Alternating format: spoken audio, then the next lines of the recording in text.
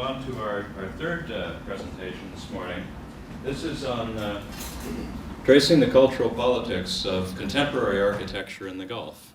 And this is a presentation by Dr. Sumayah Solaiman, who is working with Jim Westcote and Nasser Al-Rabat in the Center for Islamic Architecture here at MIT. Okay, so today I'll be talking to you about my research, which encompasses tracing the cultural politics of contemporary architecture in the Gulf.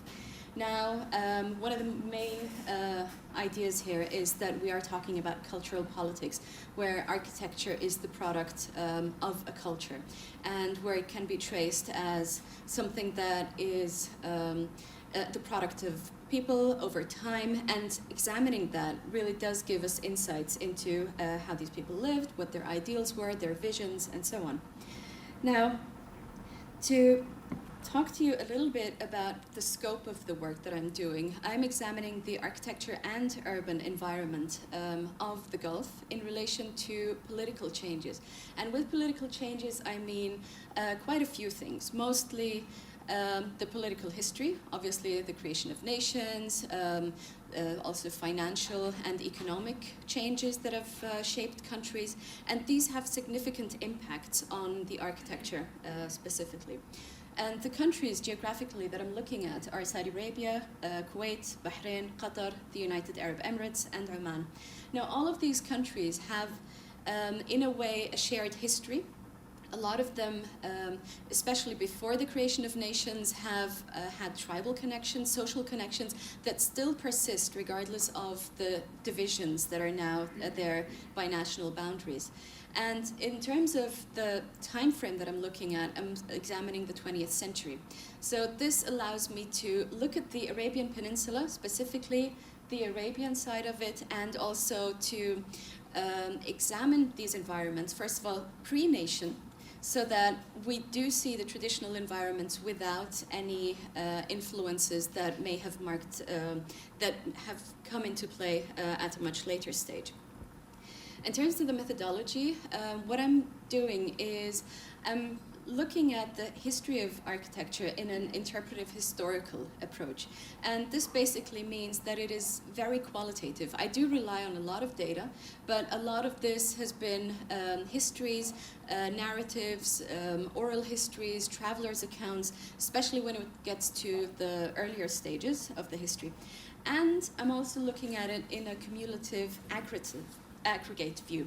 And what I mean by that is that it's not an experiment, it's not a very focused study, it's a very broad review of what is out there. And the idea behind that is that we do not, at this time, have any comprehensive architectural history of the region. What we do have is the architecture of perhaps certain countries, contemporary practices that have been documented, and also what we do find predominantly is case studies, or perhaps professionals who are promoting and marketing their work. So these are isolated dots in the history arena. And the way I'm thinking about it is that if you would imagine this as a pixelated image, so we see the overall image, but we see the broad brushes, we cannot necessarily focus into what is actually going on there. And that is what I see. And that is also the reason why I've chosen this background, which is also an artwork by an architect, which is supposed to represent spatial pixelated space.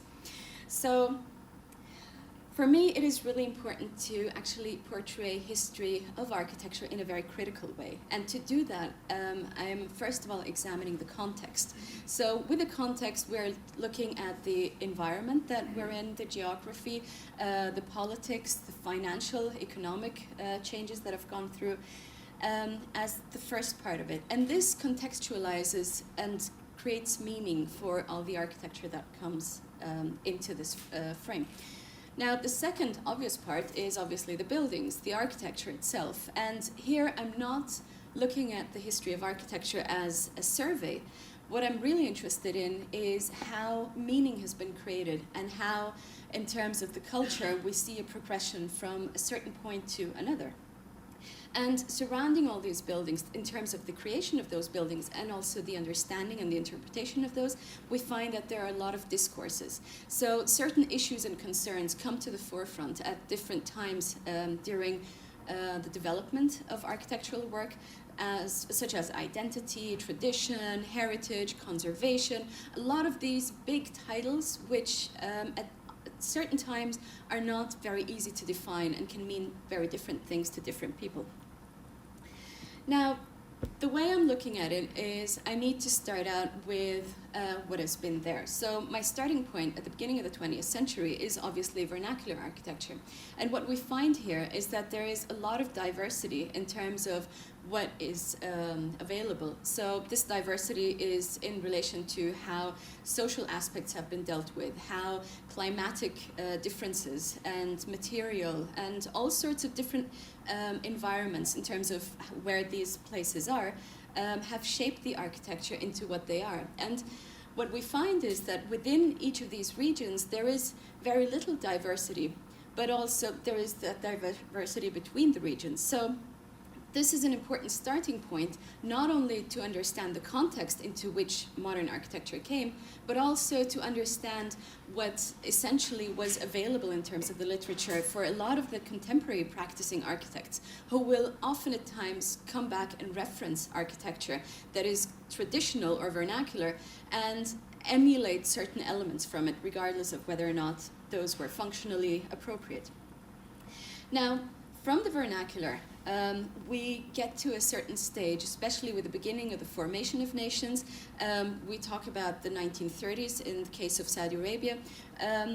There were certain technologies that came into that traditional environment that altered the physical expression of what was there. So we start out with simple development, which is not modern architecture, but really modernization of the context. So we're looking at the introduction of the car, perhaps, but still we see traditional architecture being used in the form of creating garages. We look at the beginnings of formal roads, but we're still using stones. This is actually the airport in Riyadh. This is the first airport, and it is built out of stone in a very traditional manner, but also much more modern. And these were the early symbols of modernization, of the creation of the nation, so to speak. The next phase of modernization was actually a little more daring. And this is where we come in and see architects from outside the region, obviously because of the lack of architects within these areas. We come and find the introduction of reinforced concrete, of alien architecture. And a lot of this comes about through the travels of perhaps the elite, the princes, dignitaries, who will go abroad, see what they like, and try and emulate that as a sign of progress and of modernization. And at that stage, we still see indiscriminate importation, because really what we find is that this is what everybody wants. This is the next step. This is how we become modern nations. Now, especially the image on the lower part, you can see that we have the traditional environment. This is in Kuwait, for instance, but we see the introduction of main thoroughfare streets and these buildings that mostly use the international style. So at that stage, there was no criticism in relation to such importations. The next step really is the creation of more of a conscious awareness of who we are in relation to the world. And one of the great examples, one of my favorite case studies, is the Dhahran airport designed by the American architect Minoru Yamasaki in the 1960s. This has won an award. But the idea here is that we're now looking at architecture that has purpose, that has form, that wants to communicate a certain message. And it is reported that the king at that time, King Saud, actually said that to his mind, this was the only building that he felt was Saudi. And that is perhaps one of the main turning points in the way we thought about architecture at that point, because previous to that, it was regional in the way it was, or it was functional, just to actually serve a purpose. Yet here we find that such a prestigious project, such as an airport, is actually out there to for the first time, maybe create a national identity. So there is no real Saudi architecture because there's such diversity, but still this was one of the main ideas that came about. And you can see the national pride when on the Saudi banknotes in 2 of the king's reigns, this is actually prominently featured on those, and these become then the symbols of those nations. Now, a lot of money has been poured into architecture, especially since the 1970s. In the 1970s, obviously we had the oil boom. There was the OPEC oil embargo, which brought the price of oil to unprecedented heights. And what we find was that with all this new wealth and worldwide depression, we had somehow created a vacuum into which architects from around the world came. They flocked and they came, and what they found was mostly desert and a lot of ambition and very big budgets. Now, the problem when designing for a new nation is, what are your reference points? How do we go about doing this? And we find that a lot of the times these architects were trying to think of reference point, precedents in the architecture, or they would completely ignore them. So you would have 2 of those examples. And what they found was that in the international style, in the slides that I previously showed you, there was no concern as that. In the 70s and 80s, especially with pan-Arabism, pan-Islamism as political concerns that came about, there was a real sense that we needed to show who we are, differentiate ourselves, and instead of indiscriminately modernizing and importing ideals that were Western, and because obviously there was this danger of Westernization, which was perceived at that time, there was an attempt to localize the architecture in a way. So we find that some will reference the courtyard house. On the left, you see the Saudi Arabian Monetary Agency, also designed by Minoru Yamazaki. And here, one of the concepts that decided how this building looks is actually the courtyard house. Now, the courtyard house, in terms of the function of the courtyard, is very specific. Yet here, it is a very public building, and we still see such elements come out. If you look at the entrance part here, this was actually designed, there's this niche, and this was designed with the idea of the mihrab. And for those of you who don't know the mihrab, this is actually the prayer niche in the mosque, which is on the inside wall. Yet he thought of this as an element that could be used.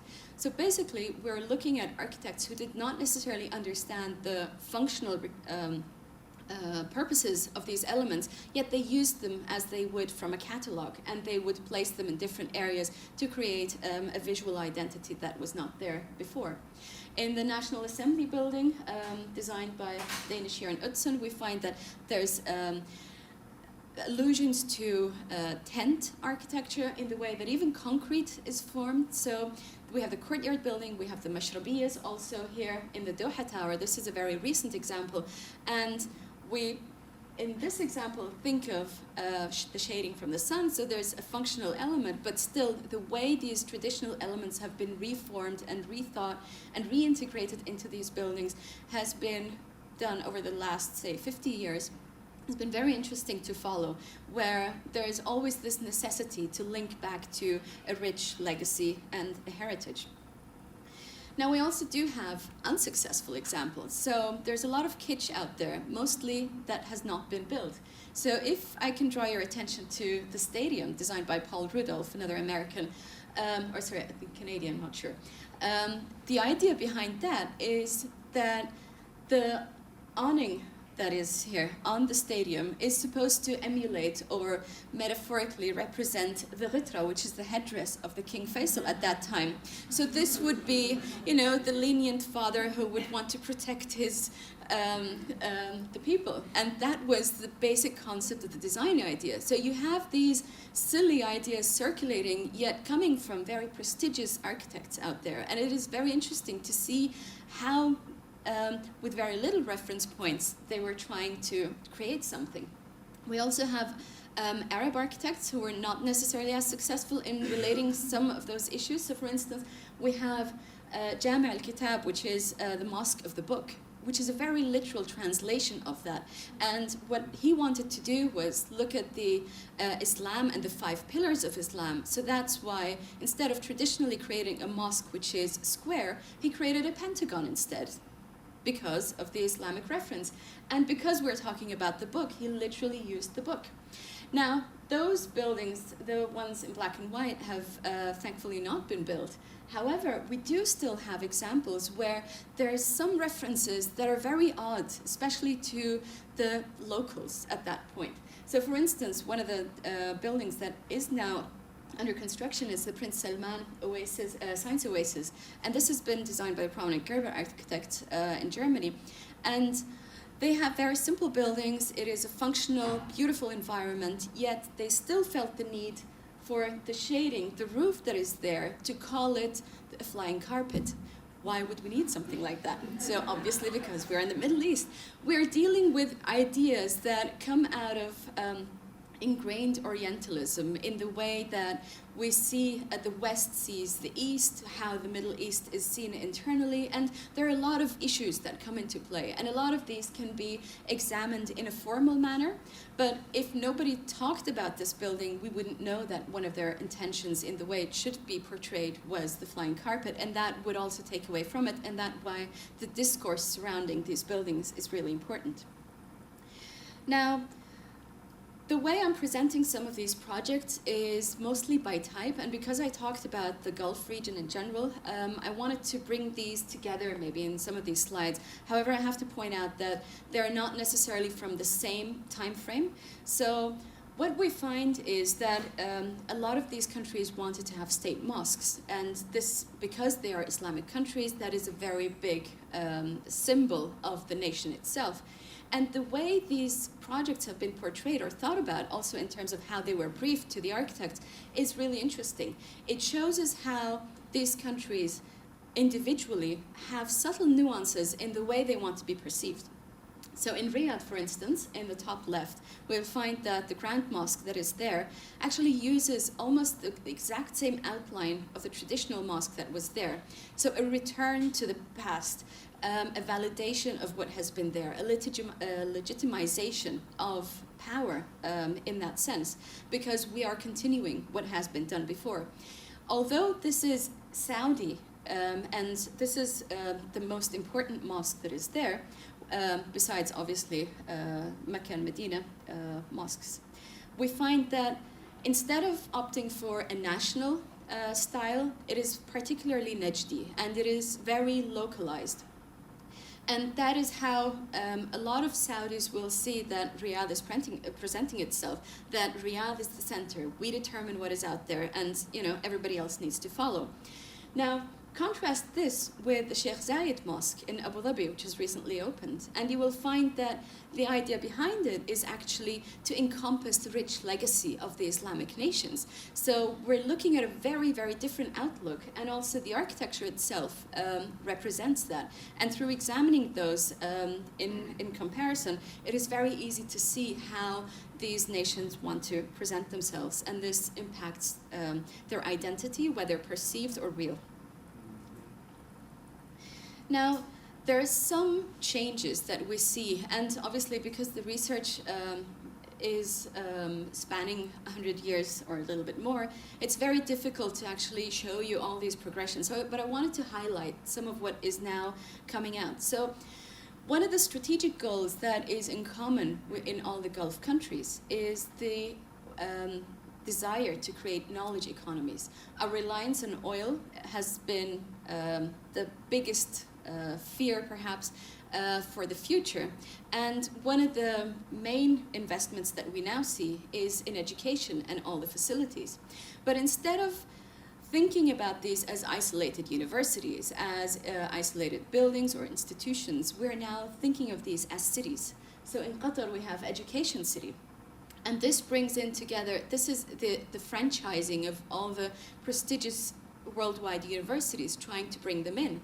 And also, not just franchising the universities, but also franchising the architecture in a way, because we are bringing in star architects to design each one of those individual buildings. Masdar City, for instance, in the UAE is also one of the prominent examples. Again, it's a city, but it represents itself. It's a model of sustainability.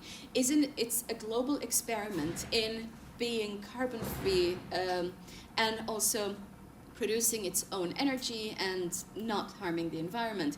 So there are technological concerns that come to the foreground in projects like this. Again, we have KAUST, for instance, as an example in Saudi Arabia, and even in Kuwait we have Sabah al-Salim University City, which brings in together, it's like a huge compound that brings in all these different architects to create such an environment. Now, this is one of the big shifts, and if we think of this as something that will define the nation, or that is intended to define these nations for the foreseeable future, then how this is architecturally represented becomes really important, because we find that there are certain elements that may not necessarily be recognizable as traditional that come into play when the architects come and talk about these buildings. So you will find that what is now very prominent, the patterning, facade covering, is always going to be referenced as Islamic patterns in a way. And certain elements, you will always find this. If it's an atrium and there's a lobby, they will call it a courtyard. And if we have a wind tower, it will always be referencing the wind towers of the Gulf. So the architecture here is visually very different. The discourse is not necessarily. And this becomes really interesting because we find that there's also this history repeating itself. So in the 1970s, we had the oil boom, which generated a lot of architecture, some of it kitsch and some of it very meaningful. But we also have the same thing happening. So in 2003, with the second oil boom, we find that, again, a lot of money is invested in this type. But instead of it being infrastructure, we're now looking at projects that are educational, cultural, and that are supposed to make a greater impact on society. Now, the city centers are also part of what I'm examining. So you'll find that in the traditional environments, most of what happened was that the traditional environments were demolished at a certain time. So efforts in modernization saw all the vernacular architecture as inferior. Whatever remained was not necessarily worth saving. But you will see, for instance, in Dubai, in the Bastaqiyah, where they will want to regenerate that area and try to enliven it as it was. Whereas others, for instance, in Musharraf, in Qatar, they will regenerate the city, but brand new on different phases, still trying to incorporate some of the values that were there before, but on a very different scale and for very different people.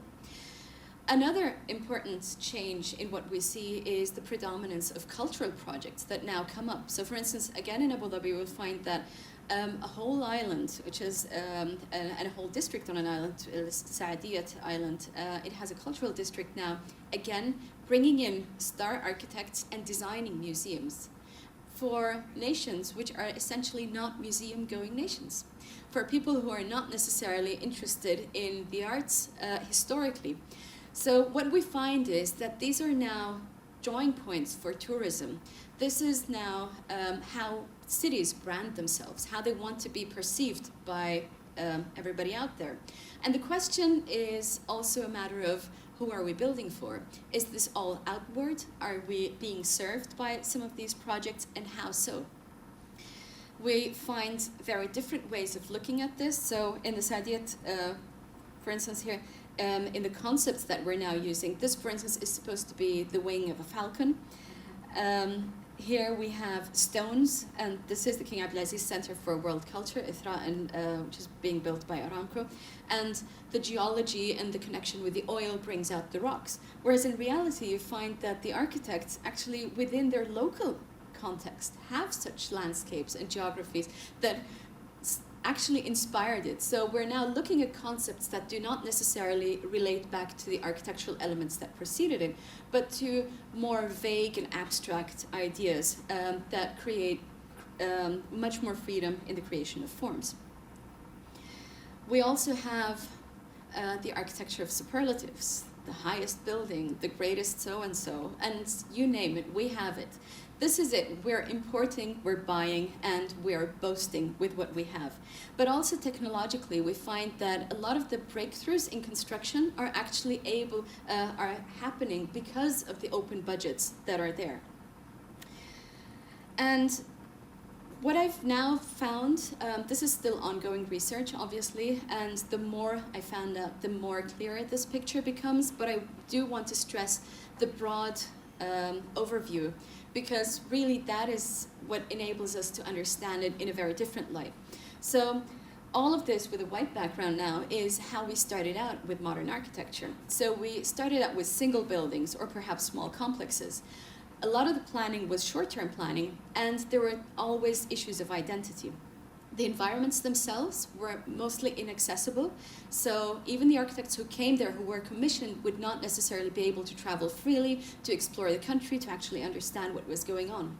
At that point, we had budgets of millions, and we thought those were big, and it was mostly about modernization. This entailed infrastructure, institutional buildings, and was mostly government funded. Now, the shift to what we now have is very different. Now, instead of single buildings, we look at mega projects, we look at cities. We're not content with designing or creating this one environment. We want to create a whole city. Instead of looking at it as short-term planning, we're looking at it as strategic planning. Most cities will now have a strategic plan that goes to the 2030s or 2040s and so on. And we're also, instead of just thinking about identity as how we present ourselves, we're actually thinking about it in a very globalized way, which is through branding. So branding does entail a component of identity, but it really is just how do we market ourselves more than anything. It's very technologically driven. There's an emphasis on sustainability, and there's a lot more openness. Now, when it comes to budgets, now we talk about billions. And the emphasis, instead of just modernization, is on cultural projects, education projects, mixed-use developments, economic reforms, investments, and most of this is actually now done by the private sector. And I will just read the last portion of my presentation, if I can find it. So, what we now find is that there are a number of binary oppositions that show the developments that have taken place in the architectural and urban arenas of the Gulf. Now, the changes along these spectra did not happen overnight, but were the results of complex phenomena that most often operate in the political sphere of influence. Examining these shifts in terms of when and how they occurred and to what effect through the examination of architecture allows us to understand architectural and urban developments with greater depth and meaning. Thank you very much.